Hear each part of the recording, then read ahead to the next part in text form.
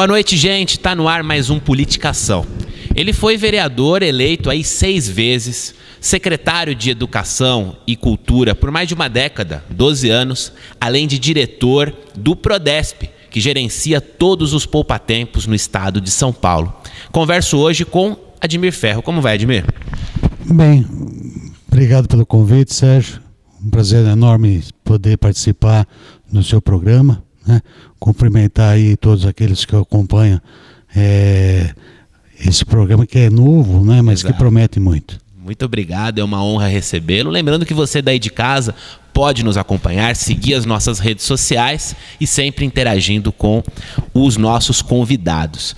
Admir, você hoje está no PSB e eu noto que o PSB ele trabalha na lógica da prioridade. E eu notei que é voz corrente, que o seu nome seria prioridade nessa situação proporcional da corrida de 18. Realmente é verdade isso? Bom, isso é você que está dizendo, né? Na verdade, a nossa pretensão, humildemente, é ser candidato a deputado estadual nas próximas eleições pelo PSB. Nós estamos numa cidade, numa região muito importante para o estado de São Paulo. Tradicionalmente, a nossa região sempre teve um número grande de deputados, 8, 9 deputados.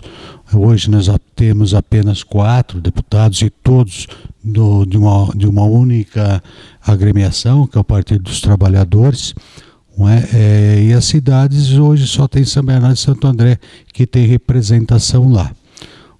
Diadema, por exemplo, que sempre teve representantes, hoje não tem. Mauá, muitos representantes também hoje não tem.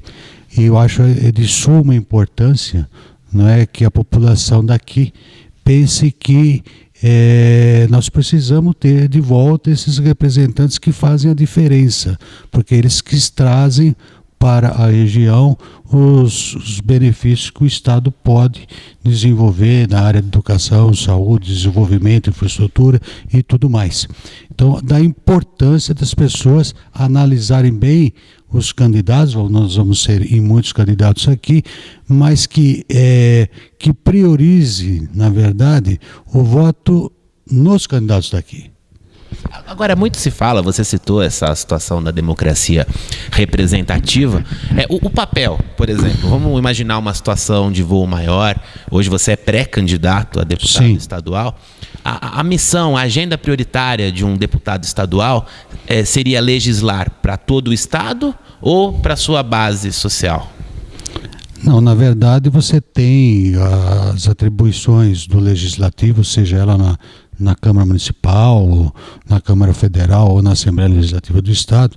Eu acho que a principal atribuição e que poucos, né, se utilizam é a fiscalização. O papel principal do Legislativo, a meu modo de ver, é a fiscalização. Agora fica difícil você fiscalizar coisas que de repente você está envolvido. E talvez seja por isso, né, que você ouve falar pouco na fiscalização dos atos do Executivo por parte do Legislativo. Mas essa é a principal atribuição. Claro, até porque, viu, Admir, é uma dúvida recorrente, mas de fato acho que ajuda na interlocução, né? Se eventualmente um deputado de uma determinada região for eleito, é evidente que ele vai saber, até pelo convívio com as pessoas, quais são os problemas estruturais e emergenciais daquela área, e acaba facilitando na interlocução até com o executivo, né? Exatamente, porque na verdade é assim, quem sabe das demandas de cada cidade, de cada região, é quem vive nelas. Não é? Na verdade é assim, nós temos hospitais estaduais. Será que é suficiente o que nós temos aqui? Será que a prefeitura tem que assumir hospitais? Ou devemos trazer mais hospitais do governo do estado? Tentar, na Assembleia Legislativa, mostrar que nossa região é prioritária em relação a outra região? Ou nós precisamos mais aqui porque nós contribuímos mais? É a região que mais contribui para os cofres do governo do estado. Será que esse dinheiro está voltando em forma de serviço público, de qualidade, em forma de obras e infraestrutura? Se você não tem o deputado lá brigando, certamente outras regiões serão privilegiadas. Exato, vão reivindicar e vão angariar recursos. Exato. Agora, pela pujança econômica do Grande ABC, aliás, o Grande ABC tem uma agência de desenvolvimento econômico que deveria redobrar esforços e estar atenta nessa situação. Na sua leitura, sai muito mais do que volta para o ABC? Com certeza, com certeza. Eu acho que nós tivemos um governo do Estado que investiu muito na nossa região na época do ex-governador Mário Covas.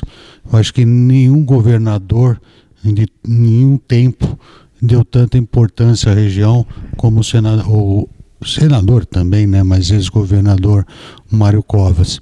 Mas isso também depende, é o que eu digo, também depende muito, né, dos políticos da região e da representação que você tem na Assembleia Legislativa. Se você tem bons deputados, você tem uma quantidade de votos na Assembleia, que você participa da base para dar governabilidade ao governante, você obviamente consegue privilegiar sua cidade, sua região. Exato. Só um adendo, a situação do Mário Covas, para quem não sabe, o Admir Ferro teve uma aproximação, uma relação de amizade também com o Mário Covas. Agora, assim, um ponto em comum que eu acho em vocês, além da situação da sintonia, da compatibilidade ideológica, Mário Covas foi prefeito de São Paulo, foi governador, disputou a presidência em 89. Muita gente pergunta, poxa, o Admir Ferro, ele levanta a bandeira da educação, já foi secretário, disputou majoritária como vice-prefeito, mas ainda não disputou uma situação majoritária dentro da sua trajetória política. Por que isso não aconteceu ainda, Admir? Porque, na verdade, isso é tudo uma questão de oportunidades, não é? E para você disputar uma eleição majoritária, não é? Infelizmente, eu vivi uma fase de que para disputar uma eleição para prefeito você precisa de muito dinheiro, senão você não ganha. E eu esperei talvez uma oportunidade em que a legislação mudasse no sentido do financiamento da própria campanha, para que pudesse a pessoa de classe média ou a pessoa pobre disputar uma eleição, e não só aqueles que estão envolvidos com grandes empreiteiras, que na verdade hoje, eu sempre soube disso, sempre disse isso, hoje nós estamos vendo aí através da Lava Jato, na verdade, de onde vinha o dinheiro para essas campanhas milionárias e ricas que nós tivemos. E aqui na nossa região também não foi diferente. Então, quando você não tem recurso, é bom você não disputar, porque a eleição majoritária precisa, ou pelo menos precisava, acho que agora vai precisar menos, de grandes recursos. Exato, uma eleição majoritária, ainda mais como uma cidade como São Bernardo do Campo, que é a quarta maior cidade do estado, né? Tem um orçamento altíssimo. Não, segunda maior do estado. Em termos de população é a quarta, né? De orçamento pode ser. Tá certo. Eu estou falando do orçamento. O orçamento é segunda do estado e nona do país. Tem razão. Aliás, falávamos sobre orçamento, é evidente que deduziu que era orçamento, aí o Admir está certo, é que eu pensei na população. Agora, Admir, o fato concreto é que o antigo sistema do financiamento empresarial poderia ser o elo forte da corrupção. Acredito eu que o financiamento público de campanha é uma situação mais razoável para neutralizar um pouco a bagunça aqui. Não sei, na verdade eu não vejo dessa forma.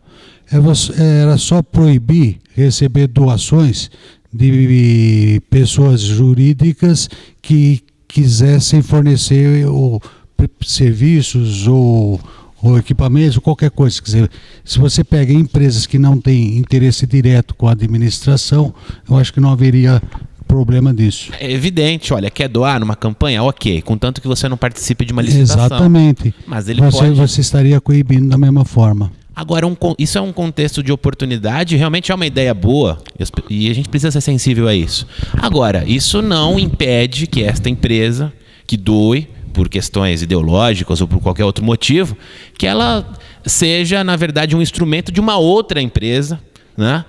Que eles podem estar mancomunados nos bastidores para praticar atos ilícitos. Tem que ficar atento nisso. Mas, na verdade, nós estamos tentando adivinhar as coisas. Você não pode partir do princípio que todo mundo é bandido. Porque que uma empresa sediada na região não pode querer, na verdade, escolher um prefeito? Torcer por um prefeito ou ajudar até financeiramente na campanha um prefeito. Não quer dizer que ela queira fornecer à prefeitura. Ela pode, como qualquer cidadão, certo, dizer, olha, eu não quero esse prefeito, eu quero aquele. Por quê? Porque o prefeito não tem um transporte público de qualidade para os meus funcionários, porque aonde está instalada a fábrica o prefeito não asfalta, não traz infraestrutura. Então por que ele não pode, exemplo da pessoa física, fazer doação pensando num bom prefeito, pensando numa boa administração? Mas aí, Admir, não teria a ver com a subjetividade do mantenedor dessa empresa? Porque ele, de repente, pode ter as suas posições pessoais e, com base nisso, colocar dinheiro numa situação majoritária, num determinado candidato, e aquilo ser um fator crítico de decisão, porque vai influenciar o povo. O poder econômico acaba influenciando bastante. Vai ter mais publicidade, vai ter mais recursos, isso vai, de uma certa forma, contaminar um pouco o processo democrático. Não seria assim? Não, tudo bem. Agora, eu digo o seguinte, do jeito que está a lei, quem é que me disse que essas empresas não vão ajudar no Caixa 2 de novo? Porque, na verdade, alguém vai pagar essa conta. Se não é dinheiro público, é dinheiro privado. Hoje, eu acho muito difícil você financiar uma campanha com doação de pessoa física. Isso pode acontecer numa campanha de vereador, ou quanto muito numa campanha de deputado estadual, mas como é que um governador de estado, como é que um candidato à presidência da República vai financiar a campanha com doações pessoais? Aqui não é os Estados Unidos. Não rola, é muito pouco, né? Então, é muito pouco, a não ser que seja uma grande mentira, como sempre foi. Mesmo quando tinha doação permitida pela pessoa jurídica, todo mundo sabe que a pessoa jurídica doava 10% no oficial e 90% no extra-oficial.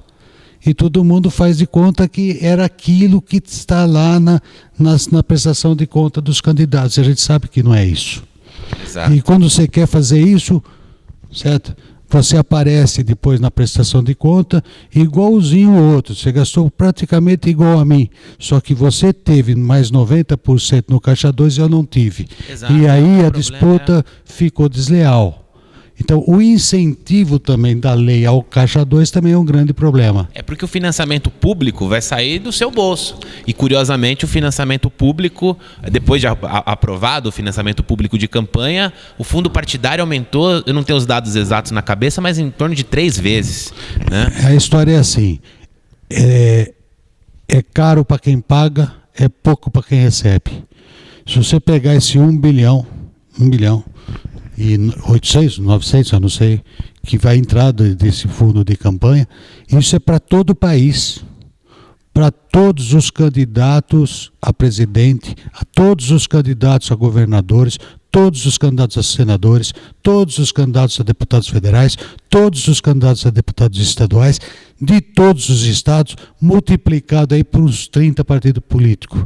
Porque aqui o partido político... Mas é um exagero de partidos, né, Admir? É um absurdo. Né? Temos registrado hoje mais de 30 partidos. Então, para você financiar isso tudo, um exagero, né?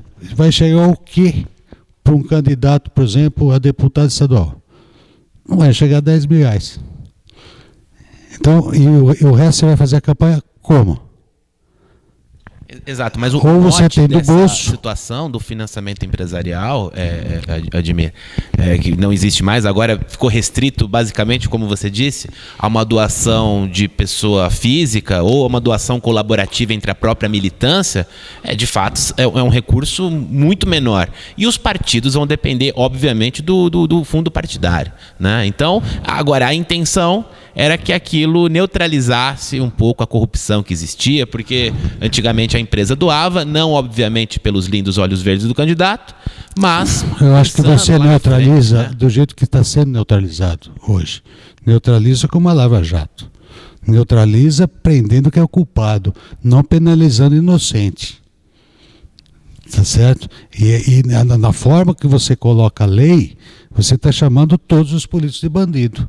Todas as empresas e todos os empresários de bandidos.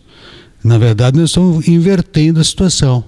Todos têm que ser inocentes até que se prove ao contrário. Cara, não dá para jogar na vala comum, porque também tem muita gente boa. Né? Exato, e aí você penaliza todos os cidadãos de boa fé.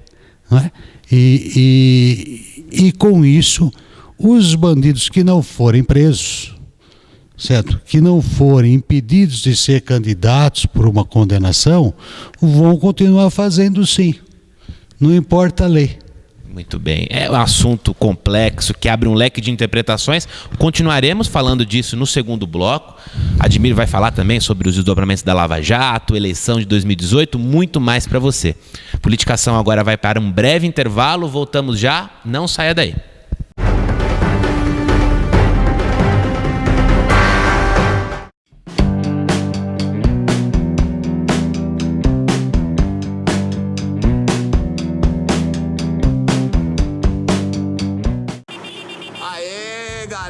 Suave na rave, mano. Aí eu tô aqui pra mandar um papo reto pra quem pilota, Joe. Não é só nós que faz a correria de volta pra trampar que tomba, irmão. Tá ligado que você que usa a moto pra ir e voltar do trampo ou pra fazer rolê no final de semana é os que mais acidentam, tá ligado? Quase metade dos acidentes fatal acontece de final de semana, Joe. Na maioria na madruga, Joe. Vamos de boa, mano. O trânsito é coisa séria. Siga seguro. Chegar bem é chegar com vida. Detran e Governo do Estado de São Paulo.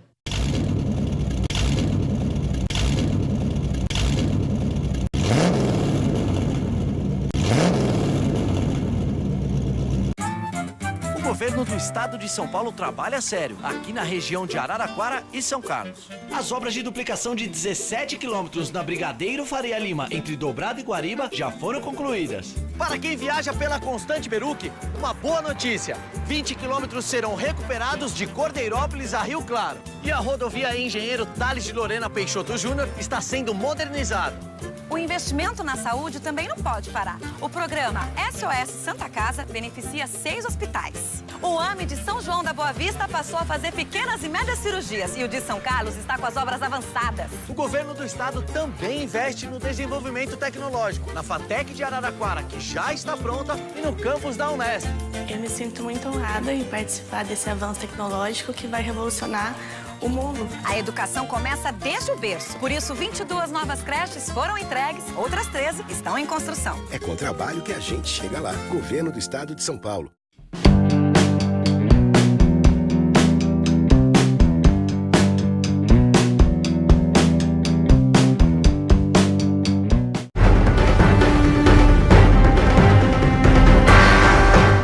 Muito bem, gente, voltamos com o segundo bloco do programa Politicação. Hoje eu converso com Admir Ferro, ele que já foi secretário municipal em São Bernardo do Campo de Educação, Cultura, foi diretor do Prodesp, que é o órgão que gerencia todos os poupa-tempos no estado de São Paulo, além também de ter disputado a última eleição como candidato a vice na chapa de Alex Manente em 2016. Duas vezes. Em 2012 e depois 2016. Pois é. Bateu na trave, ainda não foi dessa vez. Essa nós batemos na trave. Muito bem. Admir, eu queria fazer a seguinte pergunta. Muita gente fala que a prioridade do PSB nacional seria a reeleição de alguns personagens, alguns governadores, né? Que é o caso do Paulo Câmara, em Pernambuco, do Rodrigo Hollenberg, no Distrito Federal. Mas a gente sabe que se criou aí toda uma expectativa em torno de uma possível candidatura à presidência da República do ex-ministro do STF, o Joaquim Barbosa. Ao que me parece, esfriou, ele declinou dessa proposta. O PSB já tem uma posição oficial, vai ter candidatura própria, vai apoiar um outro candidato. O que você tem a dizer a respeito disso? Olha, eu não participo de nenhum órgão diretivo hoje do PSB. Eu também não tenho procuração para falar pelo PSB, nem no município, inclusive porque o presidente acabou de chegar também, né? Meu amigo Cabreira, que foi ex-vereador comigo, né, e que fez o convite para mim ir para o PSB, que me levou até ao Márcio França para conversarmos sobre a possibilidade e acabou dando certo. O Joaquim Barbosa, eu nem sei se alguma vez ele foi realmente pré-candidato, né? Eu acho que tinha assim, uma vontade popular muito maior que ele fosse candidato do que a vontade dele de ser candidato. Então eu acho que ele declinou talvez de um cargo dessa envergadura. Mas ele não disse em nenhum momento que não seria candidato a alguma outra coisa. E a eleição desse ano, nós temos aí eleições para o Senado, né, para a Câmara Federal, tem uma eleição, temos que escolher os vices, né? Então, na verdade, eu não sei para onde o PSB vai caminhar.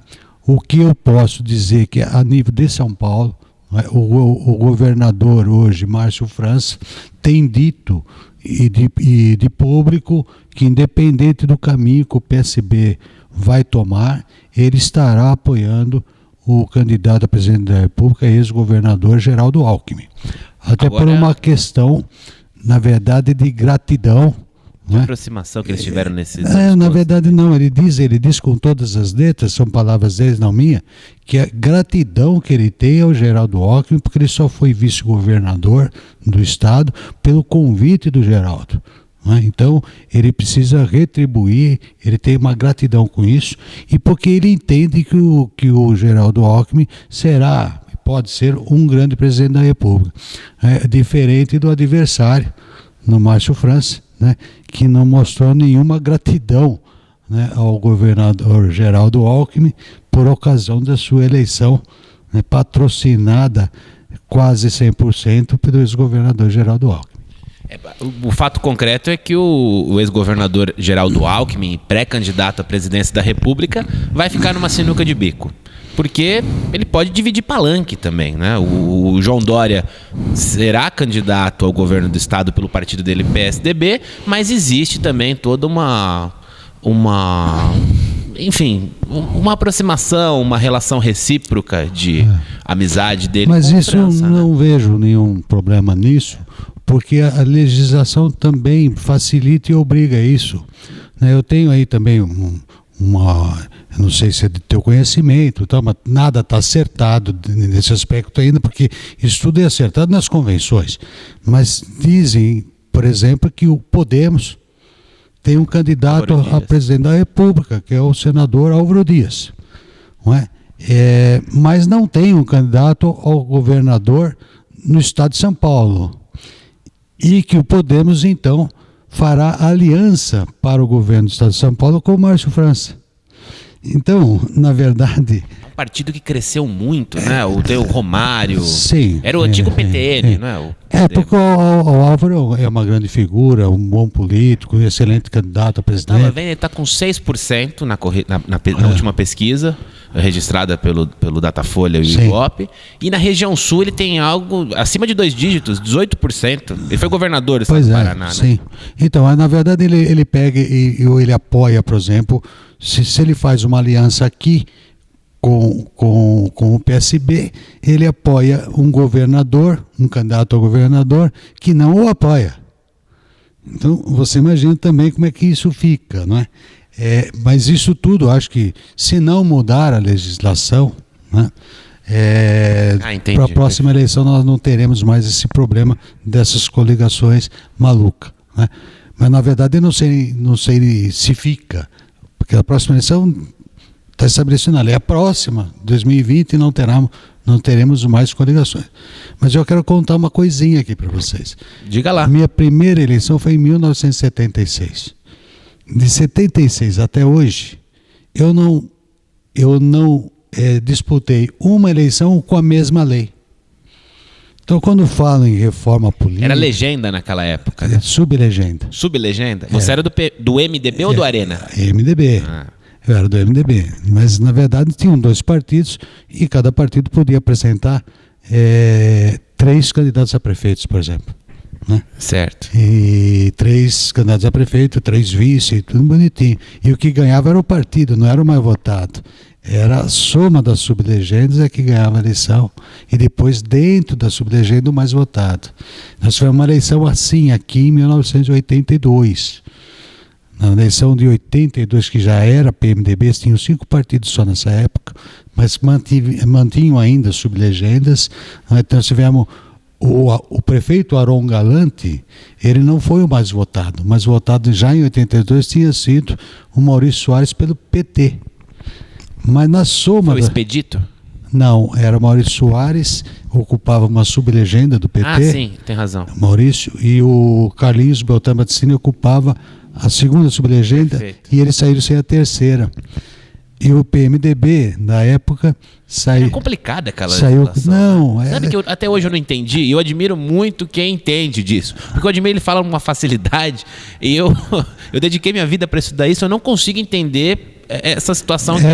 Era a valorização ao partido político. Ah, o partido perfeito. político estava acima das pessoas. E essa lista fechada tem a ver com isso também ou não? Não, eles fechados sou contra.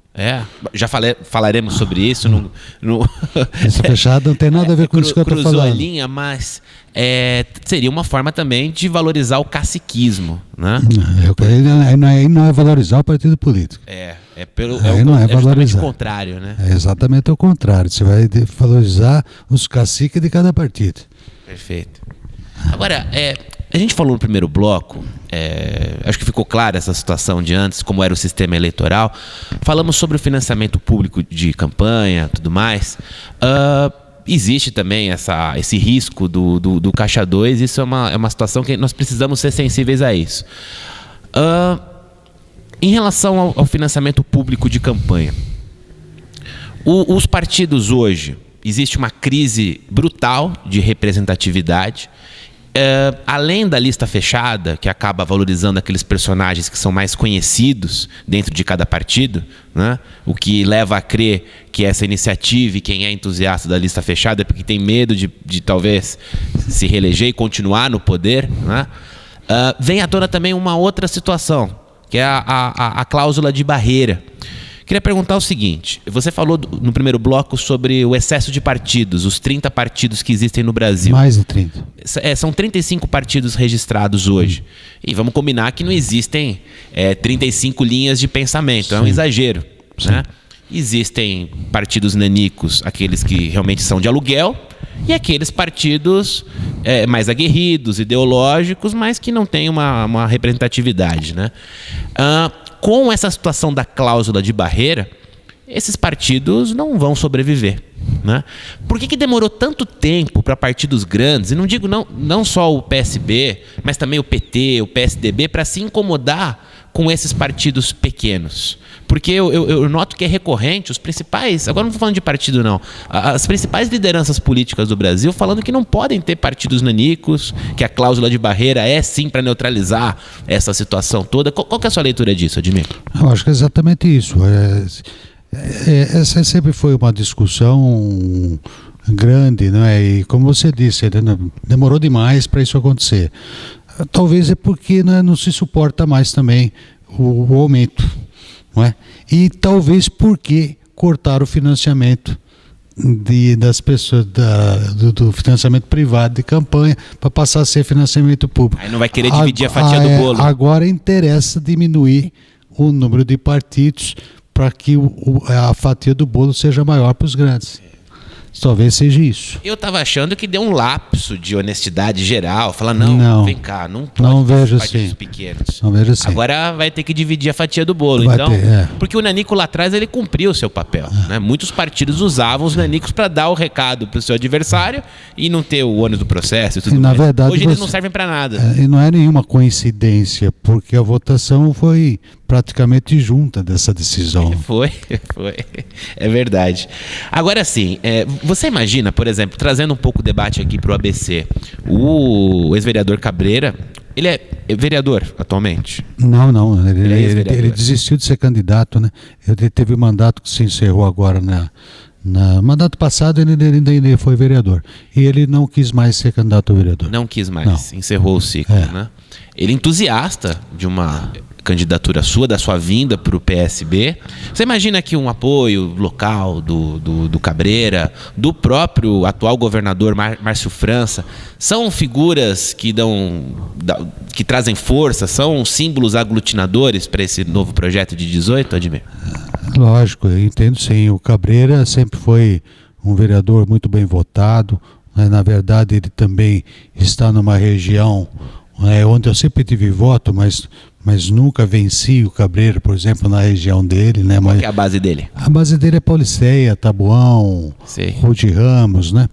E a minha base eleitoral é mais pro lado de cá da Anchieta, vamos dizer assim, e a dele mais pro lado de lá da Anchieta. Teve um tempo que você foi o vereador mais votado da cidade, não era? Eu fui a segunda votação maior da região do ABC, até hoje. Que foi de 12.346 votos. Eu perdi só para o atual deputado federal Alex Manente. Ele teve 12.500 e alguma coisa, eu tive 12.300, foi 146 votos a diferença. As duas votações até hoje maiores do grande ABC. É o recorde? É o recorde, os dois recordes. Mas na eleição de 2008, que foi a última que eu disputei para vereador, eu fui o mais votado. O mais votado também do ABC.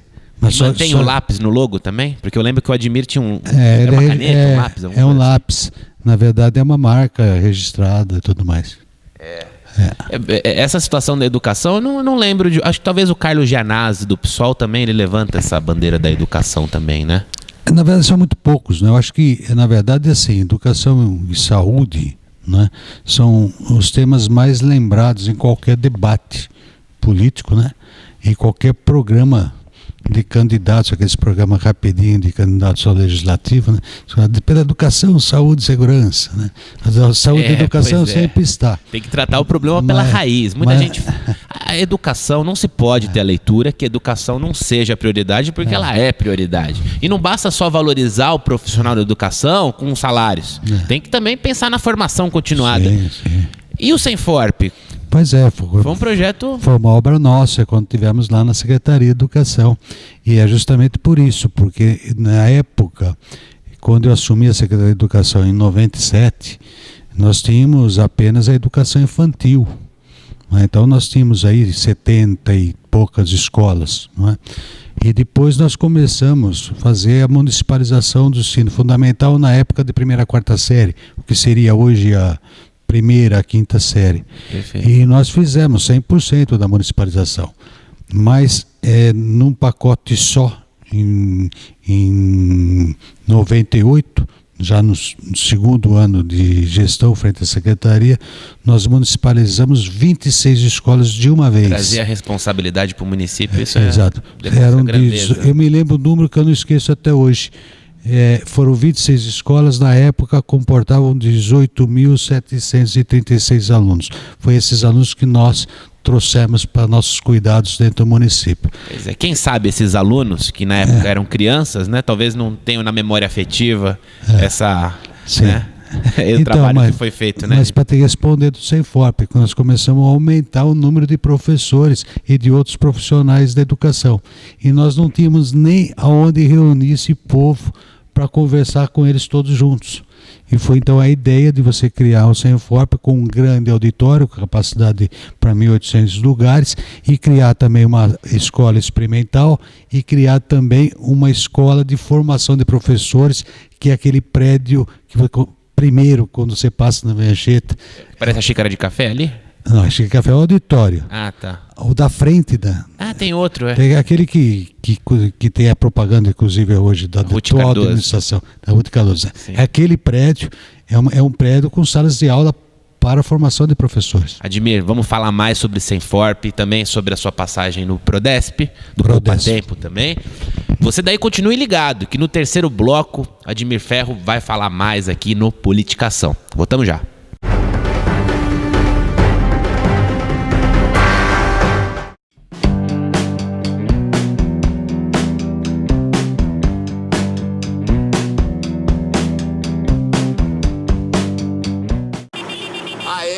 Galera, Suave na rave, mano. Aí eu tô aqui pra mandar um papo reto pra quem pilota, Joe. Não é só nós que faz a correria de volta pra trampar que tomba, irmão. Tá ligado que você que usa a moto pra ir e voltar do trampo ou pra fazer rolê no final de semana é os que mais acidenta, tá ligado? Quase metade dos acidentes fatal acontece de final de semana, Joe. Na maioria na madruga, Joe. Vamos de boa, mano. O trânsito é coisa séria. Siga seguro. Chegar bem é chegar com vida. Detran e Governo do Estado de São Paulo.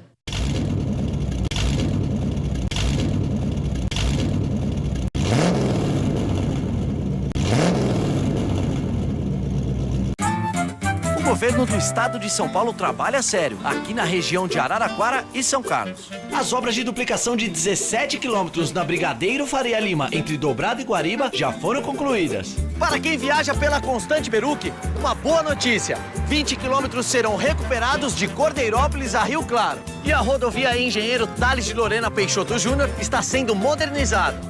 O investimento na saúde também não pode parar. O programa SOS Santa Casa beneficia 6 hospitais. O AME de São João da Boa Vista passou a fazer pequenas e médias cirurgias e o de São Carlos está com as obras avançadas. O governo do estado também investe no desenvolvimento tecnológico, na FATEC de Araraquara, que já está pronta, e no campus da Unesp. Eu me sinto muito honrada em participar desse avanço tecnológico que vai revolucionar o mundo. A educação começa desde o berço. Por isso, 22 novas creches foram entregues, outras 13 estão em construção. É com trabalho que a gente chega lá. Governo do Estado de São Paulo.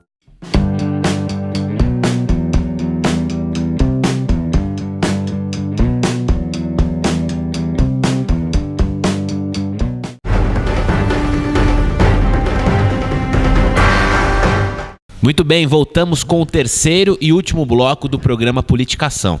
Hoje converso com Admir Ferro, ele que é advogado, administrador, já foi secretário municipal, vereador, um bocado de vez, 6 vezes, hein, Admir? 6 vezes vereador. 6 vezes. Pois é. 24 anos. 24 anos. Bom, muito se fala em renovação da política, porque é um tema recorrente, né? Sim. Tem que ter renovação. Qual que é a sua leitura sobre isso? Bom, renovação se fala sempre. Hoje talvez tenha aumentado essa questão de renovar, por conta dessa sujeira, dessa novela da TV Globo do Lava Jato, de todas as noites, e as pessoas não vão renovar. Eu concordo. Agora precisa saber o que é renovação. Renovação pode ter muitos sentidos. Vou renovar com o quê? Com gente nova? É isso? É esse o conceito? Vamos renovar com gente que nunca foi político, que nunca foi candidato? Isso também pode ser uma outra renovação. Ou vamos renovar os cargos com gente experiente, com gente com capacidade já comprovada? Tudo isso pode ser dado como renovação. Eu acho que a renovação pela renovação ela é perigosa. Você não renova um funcionário da sua empresa, mandando o velho embora e trazendo o novo, mesmo que o velho tenha sido um bandido, mas quando você vai renovar o quadro, nem por isso você vai deixar de pedir o currículo dele, tirar o atestado de antecedente dele, fazer um teste de capacidade técnica para o cargo que ele vai ocupar. Você não renova com o primeiro que bate na porta e fala assim, ocupa o lugar daquela pessoa lá que não presta. Então a renovação pela renovação precisa tomar cuidado. Eu acho que tem que se analisar se a pessoa é experiente, ela é honesta e ela é competente para o cargo. É esse, para mim, a análise principal do voto. E tira quem não presta e renova com gente boa, mas que você conheça e que você consiga comprovar tudo aquilo que você espera, na verdade, de um legislador ou de um governante.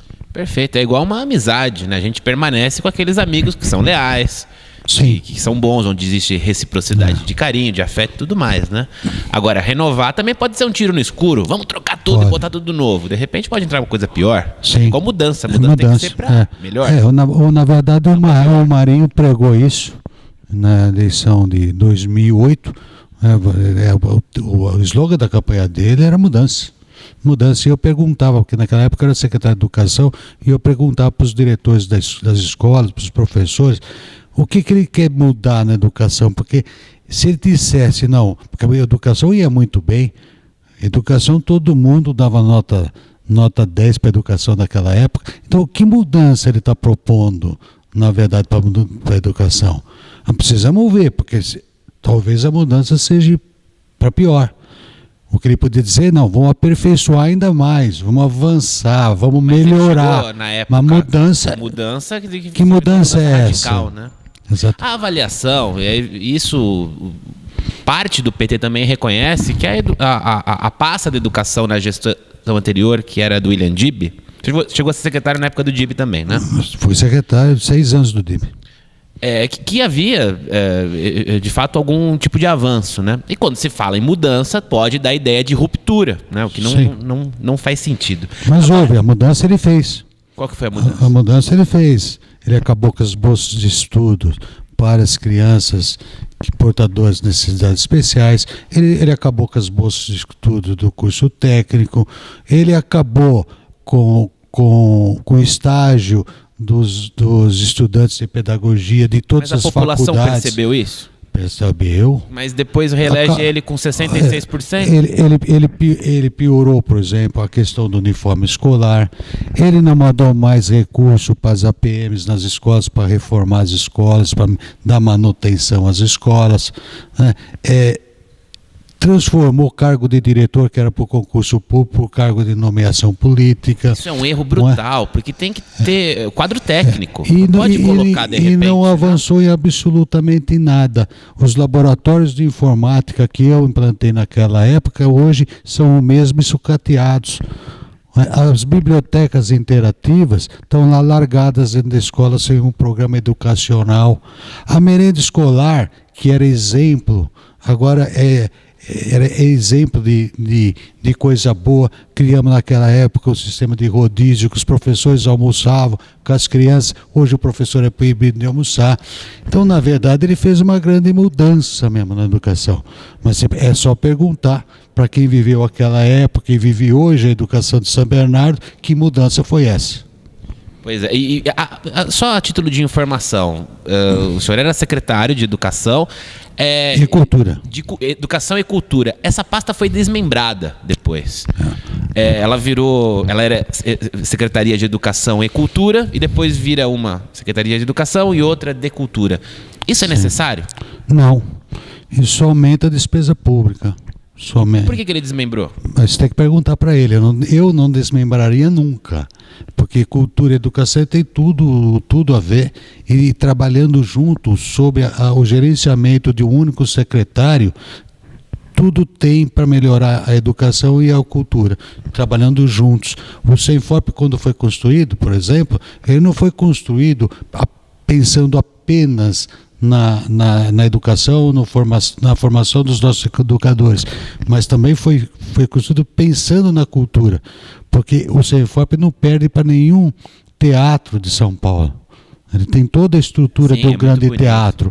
Os profissionais de educação, em linhas gerais, eles são satisfeitos? Ficaram satisfeitos na época com a criação de um espaço que fosse de formação continuada? Sim, mas não só os dois educadores, né? Porque aquilo também, nós cedíamos também as escolas particulares para fazer as suas festas de final de ano. Nós fazíamos o concerto com a nossa orquestra filarmônica, que também não existe mais, que acabaram, lá dentro do Senforp, né? Fizemos um grande evento lá uma vez com a nossa orquestra sinfônica, com o coral de 600 vozes de crianças que vinham de um programa chamado Coral nas Escolas, que também acabou, não é? E junto com o Toquinho, um grande concerto. E isso para quem que era? Para a população. O Toquinho? Toquinho, a Orquestra Sinfônica nossa e o nosso coral com 600 vozes de criança. Pois é. Você é de São Bernardo do Campo. Nascido aqui. Quando era criança, assim, não participou de nenhum coral? Tinha? Na verdade, até participei. Viu? Cantava o hino do Palmeiras? Não. Não, acho que o professor do coral lá não gostava do Palmeiras, não. Mas também não cantava do Corinthians. Agora sim, a gente falou um pouco sobre a situação do Senforp, que foi um marco na história da cidade. Eu recordo até de uma situação engraçada. Num dos debates da corrida eleitoral de 2008, havia ali Luiz Marinho, Orlando Morando, o próprio Alex Manente, no primeiro turno, né?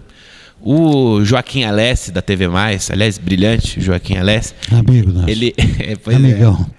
E ele pergunta o seguinte, aliás, durante o debate, o Luiz Marinho pergunta pro Alex Manente, que nota que você dá para a saúde de São Bernardo? Que nota que você dá para a educação? Aí ele diz o seguinte, olha, aqui não é show de calor para dar nota para ninguém. Eu sei que você está acostumado a conviver com artista, se referindo, obviamente, ao Frank Aguiar, né? Mas eu achei aquilo uma resposta bem espirituosa, né? Que, enfim, naquele dia acabou sendo engraçado. Bom, Um tema pontual é a questão do escola sem partido, né? Que as pessoas dizem o seguinte: olha, alguns professores podem eventualmente doutrinar as crianças, ele já tem um posicionamento ideológico, enfim, e pode influenciar em larga medida na formação política dessas crianças e adolescentes. Você tem uma opinião formada sobre escola sem partido? Você acredita que o professor ele tem autonomia e liberdade para expressar suas opiniões ou ele tem que ser contido? Na verdade, você tem um plano educacional. Na verdade, a liberdade ela vem dentro de um estudo feito, inclusive, pela própria rede. Na verdade, nós tínhamos, por exemplo, anualmente, e nós fazíamos também no Senforp, depois de construído, um programa chamado Compartilhar. Então, se juntava-se lá todos os professores, diretores da escola, e lá eles compartilhavam as coisas que deram certo em cada escola. E aí depois se implantava na outra escola. Mas aí você conseguia fazer com que todas as escolas tivessem a mesma qualidade de ensino. Porque é terrível, eu entendo, que você tenha dentro da pública de ensino, mas você mora na Alvarenga, você tem um filho que você vai pôr lá numa escola da Alvarenga, o final de tem lá uma criança, ele mora no Ruge, põe numa escola do Ruge Ramos, e que lá no Ruge Ramos ele tem uma qualidade de ensino diferente da tua que está na Alvarenga. Então o poder público tem também essa preocupação, assim como a rede particular. A rede particular, se você pega um sistema qualquer, sistema ângulo, os donos das escolas são diferentes, as direções são diferentes, mas você tem uma linha a ser seguida. Isso não quer dizer que você tire a liberdade da discussão conjunta entre os atores. Exato. Eu lembrei agora do ângulo do Paolo, né, que é do Singular. Do Singular, eu lembro. É italiano e palmeirense também hoje, né? Ele está comemorando o Mundial de hoje, que o Palmeiras foi campeão mundial hoje, sub-17. Já é um avanço. Tá vendo? Quantas vezes o Corinthians conquistou esse título? 2000 e 2012, segunda FIFA. Calma, o Palmeiras ainda vai chegar lá. Pode demorar um pouquinho, 5, 10 anos, mas você ainda vai ver. O Denis aqui está fazendo cara de reprovação. O Denis que é palmeirense também doente. Bom, palmeirense saudável, né? Exato. Bom, mas não me falaram que nós íamos falar sobre futebol. Você daí de casa já pode ter uma ideia para qual time o Edmir Ferro torce, né? Quem... Não tem problema nenhum, sou palmeirense. Palmeirense? Sou palmeirense. Ele é campeão brasileiro, campeão da Libertadores em 99. É um time que eu respeito. É o principal rival do meu.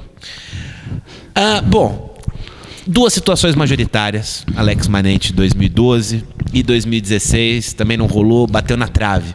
Como que está a relação com ele? Ele está no PPS. Deputado federal. Isso. Hoje está no PSB. Isso. Relação continua boa? Sim, o Alex é um grande moço, um bom deputado, foi um bom deputado estadual, é um bom deputado federal, abraça, na verdade, o que o povo está pensando, não no discurso, mas na ação, né? Haja visto aí as emendas que ele tem feito, os projetos de emenda à Constituição, pela votação que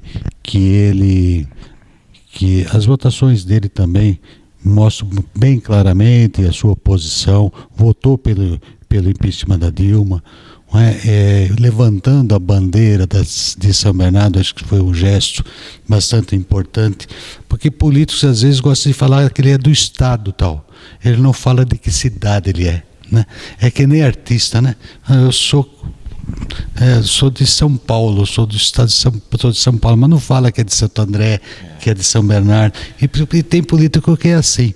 E ele mostra que ele é verdadeiro, a representação dele realmente está voltada para a nossa cidade, para a nossa região. Eu acompanhei uma reportagem recente de amigos da infância do presidente Michel Temer. O Temer que é natural de Tietê, né? Uhum. Conheço bem. Conhece Tietê? Não, conheço bem o Temer. Conhece o Temer? Mendes Tami. Mendes Tami, ele foi presidente estadual do PSDB, e na gestão dele, eu era membro da executiva estadual do PSDB. Olha, então tiveram um contato em algum 3 momento da anos, vida. toda segunda-feira. Toda segunda-feira. E ele já mexia com a mão, assim? Aquelas Sim. coisas? É ele que tem esse tique aí que o pessoal pega no pé nas mídias sociais, mas acaba fazendo parte, né? É um traquejo. E esses amigos de infância... que Não é ficam Temer, hoje- viu? É Tami. Tami. Mendes Tami. Mendes Tami. Mendes Tami. Aí eu confundi. Depois o Denis edita. Um não tem nada a ver com Vai o pro outro. top 5. Agora, olha só, Admir. Bom, foi um ato falho, isso acontece. De percepção minha aqui. Os amigos do Temer, lá em Tietê, TT. eles disseram o seguinte: olha, o Temer nasceu aqui em Tietê e, no Sim. entanto, ele diz por aí que ele é de Piracicaba, viu? Com aquele Pois é, tá vendo? né? Então também tem a ver com isso também, né? Tem. De colar a imagem. Tem. Eu acho que política você tem que ter compromisso com também regional. Eu costumo dizer que eu sou político de fundo de quintal, né? Porque eu não abro mão da política local, né?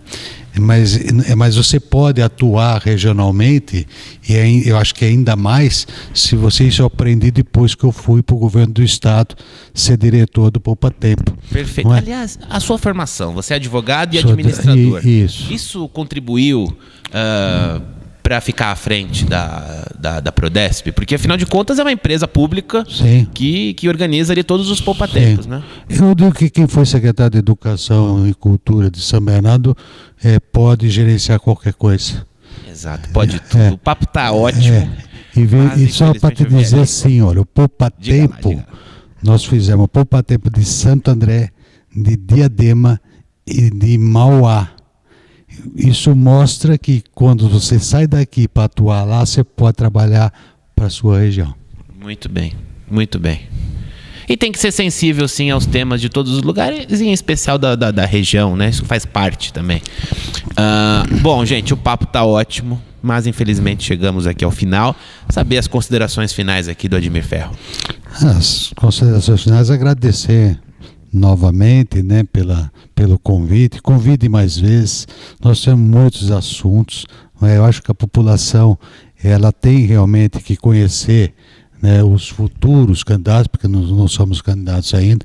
Só assim ela vai conseguir refletir, deixar dessa besteira de dizer que não vai votar, porque se não votar vai permanecer os ruins. Muito bem, o voto é um direito e as pessoas têm que exercer a cidadania. É um direito e talvez seja o principal direito que o povo tem nesse país. Muito bem. Admir Ferro, muito obrigado pela sua presença.